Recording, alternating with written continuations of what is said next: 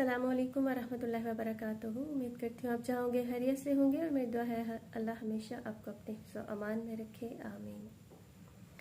ख़वातीनो हज़रात, उहद का मार्का ख़त्म हुआ और सब अपने घरों को वापस लौटने लगे।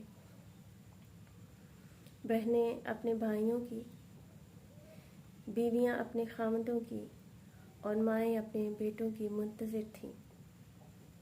लेकिन वहीं पे एक अंसारी औरत रास्ते में बैठी इंतज़ार कर रही थी कि कब आप सल्लल्लाहु अलैहि वसल्लम वापस लौटेंगे। जब उसे ये बताया गया कि उसका बेटा शहीद हो गया है तो उसने इस चीज़ की परवाह नहीं की, बल्कि बताने वाले से पूछा कि बताओ आप सल्लल्लाहु अलैहि वसल्लम कैसे हैं। उसे बताया गया कि उसका खामद शहीद हो गया है, लेकिन उसने फिर पूछा बताओ आप सल्लल्लाहु अलैहि वसल्लम कैसे हैं।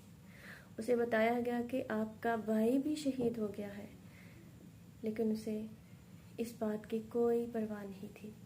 उसने पूछा बताओ कि आप सल्लल्लाहु अलैहि वसल्लम कैसे हैं, तो उसे बताया गया कि आप खैरियत से हैं।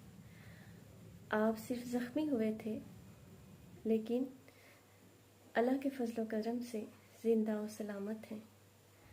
इस पर वो बहुत खुश हुई और उसने कहा कि अगर आप सलामत हैं तो दुनिया की सारी तकलीफ़ें, सारी मुसीबतें हमारे लिए शहद व शक्कर का घूंट हो गई।